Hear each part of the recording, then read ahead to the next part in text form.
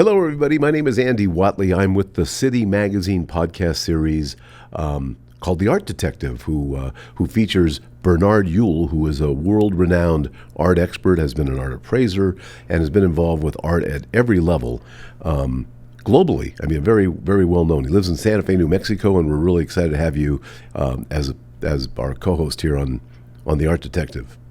Welcome, Bernard. Thank you so much. This will be fun, I'm sure. Oh yeah. Today's story is going to be kind of interesting. We're going to ask you about this. You've had all kinds of interesting and kind of like out there kind of assignments over the years. And today we're talking about somebody whose name we're not going to reveal at the beginning, but at the end, he will tell you who we're talking about. But I will say this about the person we're talking about. The person is infamous. You've all heard his name. He's a fascinating character and was a very wealthy character. And I think, Bernard, why don't you kind of dive into that story, and then the great reveal will come at the end when you tell us who we're talking about. Great. Happy to do it. Yeah, I have had some pretty amazing assignments, and that has brought me in contact with a wide range of characters, which, if I tried to use them in a novel, would just seem to be entirely too fantastic and made up. But I've had those true experiences. Some of those stories are in my already published book, Artful Dodgers, Fraud and Foolishness in the Art Market. But there's so many more. The one I'm going to talk about today is an assignment I received, no more than a couple of years ago, pretty late in my career, actually. And so in response to the assignment, which I accepted, I flew down to Guadalajara, Mexico. Love Mexico, spent a lot of time there. Went to Guadalajara, was picked up by my client. We spent several days there, and it developed that my client was really doing a favor for a friend who had a very, very large art collection. And that was the art collection that I was there to appraise. And I spent about 3 days looking at the paintings, and oh my, big names. There was a Picasso, there was a Dali, there were 8 or 9 Andy Warhols, there was a Millet, big names in the art world. And so I did my job examining each artwork, photographing it, taking the measurement and making note of any little clues, because as an art detective, the artwork is where the answers are, because that's where you find the clues. So I went back to my office in Colorado, in Santa Fe, and spent a couple of weeks working on my research and developing my report. And my report was sent to the client who had hired me on behalf of his friend. I met the friend while I was working on the collection. I liked him a lot. I heard his story, which was that there in Guadalajara, he, as a man of wealth, had been kidnapped and had been held for ransom. And the ransom paid was $4 million. And so he was selling this art collection to recoup his fortunes. The art collection, it turned out, he had bought in its entirety, all one big purchase from an estate. So it was important that I was there, because he didn't really know what he had. He knew the names, but he wasn't really an art himself, so he needed someone like myself to tell him precisely what he had and what the value was. So essentially that boils down to opinions of authenticity and of value. When I presented my report, after all the research I had done, after examining all the artworks, after running down every lead I could think of, the results, read by my client and then read by the owner of the collection, were that I believe that every single painting in the collection was a fake. Oh my God. They were in the style of the purported artist. Yeah.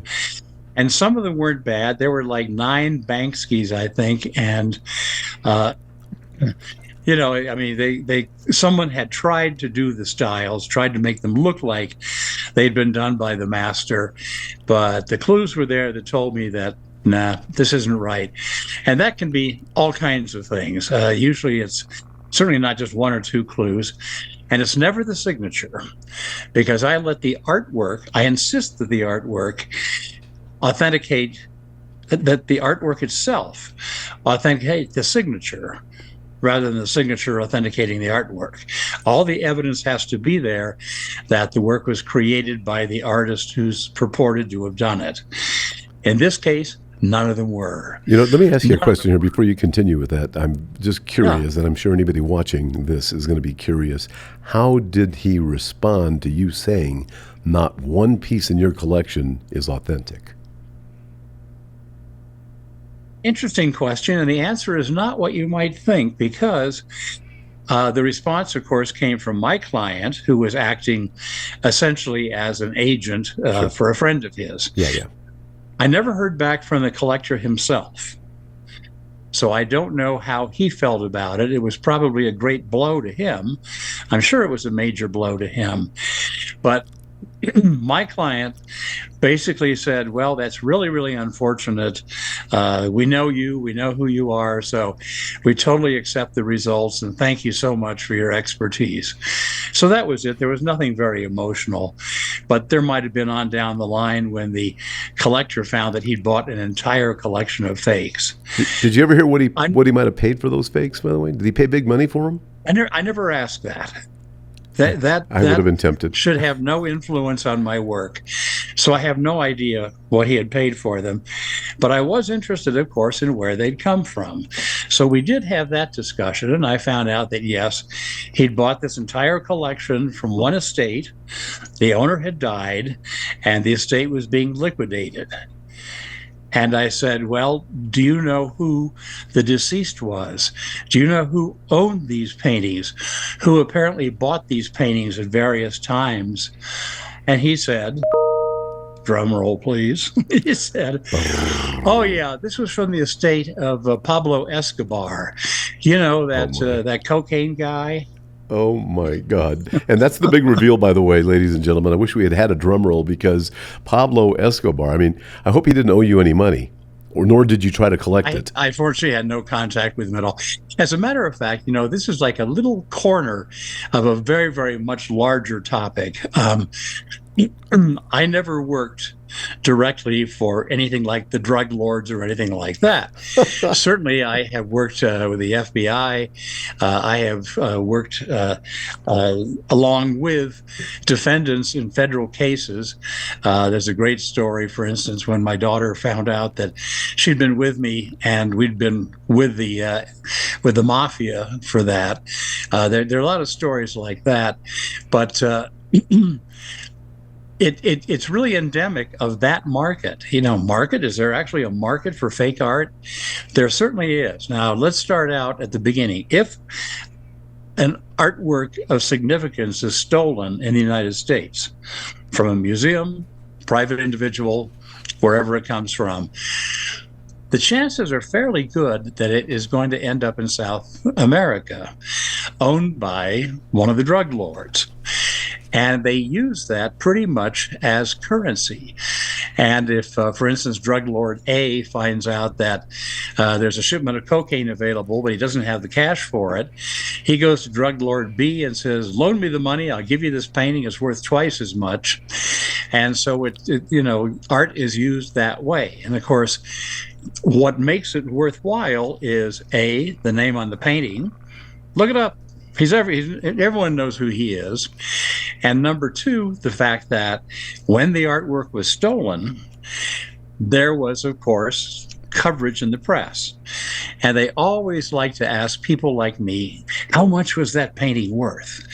And whatever figure appears in the press is then used by the drug guys as proof of the value of the painting that they're dealing with. So that's one side of it. The other side of it is that because these names are big, big names, forgers or their agents can bring fake artworks and sell them to these guys and, have lots and lots of documentation and newspaper articles and stacks of books just to show how important this artist is. Yeah.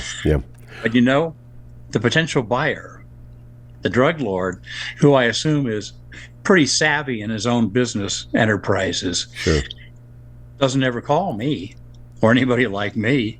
Well, So I get that. indeed, he buys fakes, doesn't know it, thinks he's got something Yeah. worth a lot of money.